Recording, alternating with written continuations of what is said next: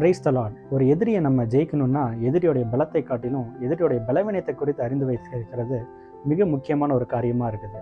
நம்மளுடைய வாழ்க்கையிலுமே எதிரியான உலகத்தின் அதிபதியாகிய பிசாசு நம்மளுக்கு விரோதமாக அநேக கிரியைகள் மற்றவர்கள் மூலமாக நமக்கு செய்து கொண்டு வருகிறான். இப்போ இவனை வீழ்த்துறதுக்குமே இவனுடைய பலவீனத்தை நம்ம அறிந்து வைத்திருக்கிறது மிக அவசியமான ஒரு காரியமாக இருக்குது. என்ன அப்படி பெரிய பலவீனம் அப்படின்னு நம்ம பார்த்தோம்னா, கர்த்தரை துதித்து ஆராதிப்பது ஒரு மிகப்பெரிய பலவீனமாய் பிசாசுக்கு காணப்படுகிறது. வேதத்தில் கூட நம்ம பார்க்கும்போது மிகப்பெரிய புஸ்தகம் நம்ம எதுன்னு பார்த்தோம்னா அது சங்கீதங்களின் புஸ்தகம். இங்கிலீஷில் சாம்ஸ் அப்படின்னு நம்ம சொல்கிறோம். இதற்கு மூல பாஷையான எபிரேய பாஷையில் இது எப்படி அழைக்கப்படுறதுன்னு நம்ம பார்த்தோம்னா தெகிலிம் அப்படின்னு அது அழைக்கப்படுது. இந்த தெகிலிம்க்கு லிட்ரல் மீனிங் டிரான்ஸ்லேட் பண்ண இங்கிலீஷில் என்னன்னு வருதுன்னு நம்ம பார்த்தோம்னா ப்ரைசஸ் அப்படின்னு வருது. அப்போ வேதத்திலேயே அதிகமான அதிகாரங்களை கொண்ட புஸ்தகம் எதுன்னு நம்ம பார்த்தோம்னா அது ப்ரைசஸாக தான் நம்ம காணப்படுது. அப்போ அதுக்கு எவ்வளோ வல்லமை உண்டு என்பதை எண்ணி பாருங்கள். இயேசு கிறிஸ்துவ கூட மத்திய 21 அதிகாரம் 16 வசனத்தில் இப்படியாக சொல்கிறார், குழந்தைகள் வாயினாலும் பாலகர் வாயினாலும் துதியை உண்டு பண்ணினீர் அப்படின்னு அவர் சொல்கிறாரு.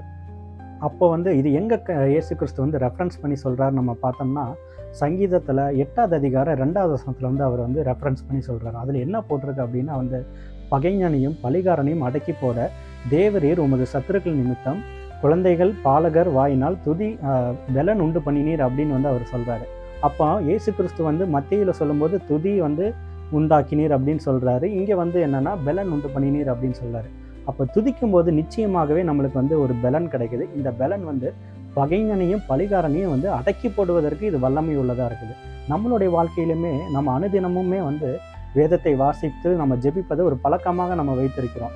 அதோடு கூட கர்த்தரை துதித்து ஆராதிப்பதும் நம்ம அன்றாட ஒரு பழக்கமாக நம்ம மாற்றிக்கொள்ளும் போது நிச்சயமாகவே நம்மளுடைய எதிரிகளாகிய பகைஞன் பலிகாரன் சத்ருவோட எல்லா கிரியையுமே மேற்கொள்வதற்கு கர்த்தர் நம்மளுக்கு உகந்த ஒரு பலனை நம்மளுக்கு கொடுக்கிறார்.